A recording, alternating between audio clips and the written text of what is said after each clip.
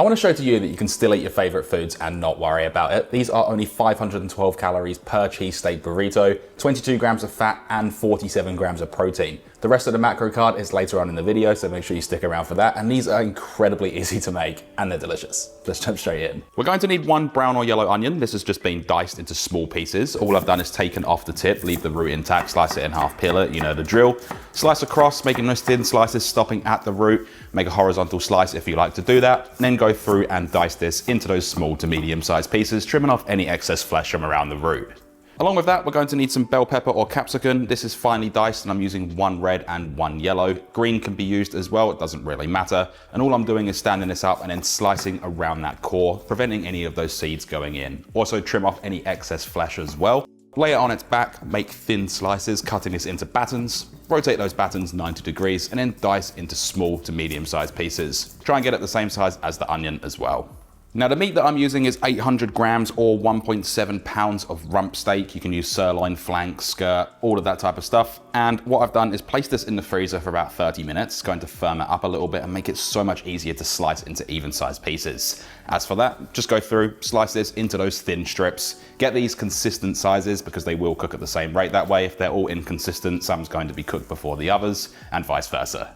Into the bowl with the beef, add 1.5 teaspoons of both onion and garlic powder, 1.5 teaspoons of smoked paprika, 1/4 teaspoon of any of your favorite chili powder, which is of course optional, and season to your preference with some salt and ground white pepper.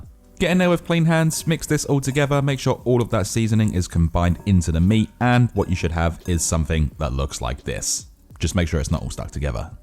In a pan over high heat, generously spray with spray oil. This is very low calorie compared to using tablespoons of regular oil. When the pan's hot, add in the beef. Do this in batches to avoid overcrowding and steaming the beef instead of getting that nice golden sear. Let the beef sit for about a minute to gain that nice golden crust, then start mixing it all together. I only cook this for about 2 to 2.5 minutes. We don't need to cook it all the way through. We just want to get that nice golden color on it. Then we can remove it from the pan, place it into a bowl, and then repeat with any remaining batches. I ended up doing this 3 times just so we don't steam that meat. Place the same pan back over a medium-high heat, give it another spray of spray oil, then we can add in the onions. Make sure you scrape it all in there so we don't have any waste. Doing the exact same with the bell peppers or the capsicums, and then season to taste with a little bit of salt and cracked black pepper. 10 cracks worth.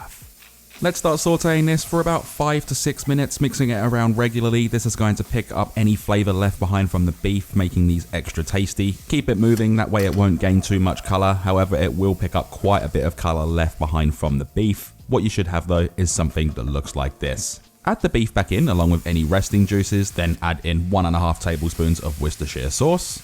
Mix this all around, making sure that sauce is coating everything and the beef and the onions and the bell peppers are all evenly combined. Cook this for 1 minute for all of those flavors to become friends. In this time, make sure you double check it for seasoning, adjusting with salt and cracked black pepper to your taste. Turn the pan down to low, then add in 100 grams or 3.5 ounces of low-fat mozzarella cheese. You'll probably have trouble finding a low-fat mozzarella cheese that you can grate yourself, so you can just use store-bought for this one. It's not going to matter too much. Add that all in there and then mix this around nice and quick to allow that cheese to melt through the steak. All you're looking for is something that looks like this. That cheese is nice and stringy, and then we can remove this from the stovetop. Now for our wraps, I'm using low carb, low GI and high protein wraps. You can use any of your choice, but obviously the macros that I'm using are for those. Place down 20 grams or 0.7 ounces of low fat mozzarella cheese. This is across 5, so another 100 grams or 3.5 ounces. Add in 1/5 of that cheesesteak mix and then top with any of your favorite sauces. I'm using sriracha mayo. I think it goes perfectly in this, but you can use anything of your choice. And then start wrapping these up. I like to fold in the sides and then wrap over, making sure that they're nice and tight and all of those sides are tucked in, leaving us with 5 even wraps that you can stop here or you can go an extra step further. If you wanted to toast these, you can do it in an oven, a pan, or an air fryer. I'm doing it in an oven, placing a little bit of spray oil onto a sheet with parchment paper. Spray a little bit more oil over the top and then bake in the oven at 200 degrees Celsius or 390 degrees Fahrenheit for about 8 to 10 minutes until golden. All of the details for the other methods will be in the description.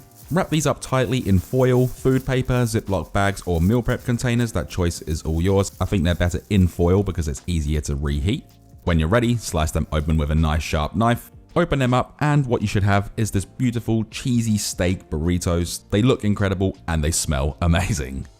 Now with storing, these will last 4 days in the fridge and 3 months in the freezer. You can wrap them up in foil as I've done, or put them in food safe paper, Ziploc bags, or even meal prep containers. Just make sure that they're airtight, and allow these to cool down completely as well before you put them in the fridge. That way they won't steam. As for reheating, you can place them in the microwave. If you've wrapped them in foil, just make sure you remove that. You can put them in a pan, an air fryer, back in the oven. That choice is all yours, and I have details about that in the recipe link in the description. This right here is the macros for one single burrito, and the full written recipe link is in the description, as well as all of the recipe notes.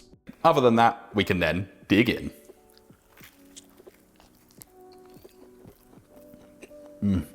From something so simple, the flavor is incredible, the meat's really tender, and then the cheese that melts through it is absolutely delicious. Obviously, I've added garlic and onion powder and smoked paprika, as well as that chili. The chili powder that I used is quite a bit spicy, tingling the lips a little bit right now, but of course you don't have to do that, or you can just use a little bit more of a mild one.